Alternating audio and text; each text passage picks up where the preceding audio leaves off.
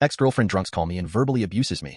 So I got her kicked out of college and ruined her education. I, 21M, met my ex-girlfriend Renee, fake name, 20F, 4 years ago when we were 17 and 16 in specific. We were off and on because of her behavior and mine as well. It was toxic, and we weren't best suited. I was untrusting and cold some days. She was always drinking and going out with other people and couldn't be bothered with me unless she had a bad day. She constantly went out drinking, sending explicit pics to other guys, having sex and then blaming it on assault so I wouldn't freak out. And I handled it poorly by being strict and creating rules and being way too overprotective of her, which I can admit is my bad. But she always made me the source of her issues and blamed me for her parents hating her, her sister being mean to her, not having a social life. Even thought I stopped her from suicide when I met her, helped her finish high school, and helped her get a scholarship to my local university. We finally broke up when she moved here for college from a few states away almost 2 years ago, when she at 19 started dating a minor behind my back. I went on with my life, and she went on with hers. I met somebody and we had a perfectly healthy relationship, and she brought out the best in me and made me become a better person until a month ago when I lost her to complications in her life, and she had to leave. I grieved as I needed and continued trying to do better like she always wanted for me. Flash forward a week ago when Renee and I ran into each other and started talking again. Told her how my life was going. She talked about hers, and we started being friends again. She knew I was grieving and at first was incredibly sympathetic, and I figured we could have a good friendship. After a day, she started comparing me to her new boyfriend, 21M, and making fun of me for things I lacked and would rub in my face how better he is at everything compared to me. The shoe dropped when she started rubbing in my face about having sex with him and how it must suck knowing I can't again with my ex. I'm fine with being insulted, but bringing her up knowing my pain pushed a line.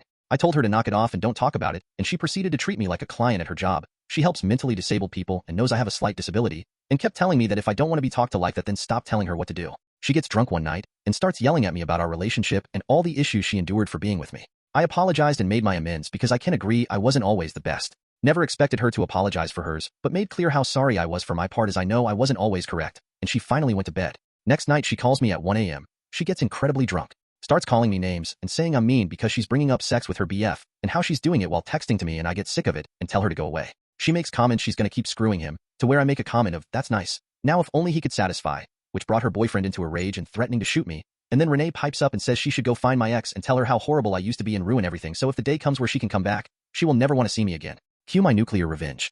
They both were college students living in the dorm on scholarships. The college has a rule against alcohol, and you will lose your scholarship if caught with it. So I contacted the police, gave them her dorm number, explained she's underage drinking, her boyfriend is supplying the alcohol, and she's currently having sex in the dorm with him. Police show up, dorm roommates let them in, knock on the door, catch her drunk with all sorts of alcohol from over state lines. My state has a lesser alcohol rating, so stuff from the next state over is double in ALC percentage, and catch them both obviously having sex while she's drunk. She ends up charged with underage drinking. He's charged with giving alcohol to a minor and is looking at added sexual assault charges because he got her drunk and then screwed her while she's under the legal age. And both of their scholarships were lost and were expelled, and now both have to leave town, and they both live in entirely different states. She wants to make me feel lesser? Enjoy losing your education. Edit. Apologies for some of the poor writing. English isn't my first language, so I had to reword a few things with help from a dictionary. Update. I ended up talking with her roommate on campus. The assault charges didn't stick because she said it was consensual before drinking. I'm at least glad they check on stuff like that in case it is not. Her parents came down and grabbed her things with her and left. Her roommate didn't like the BF anyways. She said because he was just an asshole to everybody but Renee. Didn't tell her it was me who called campus police, but I'm sure they know who called.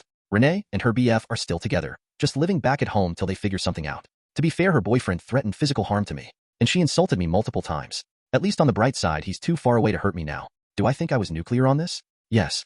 Do I feel bad? A little bit. I can definitely see the immaturity in people's comments and understand where I need to improve as a person. FAQ.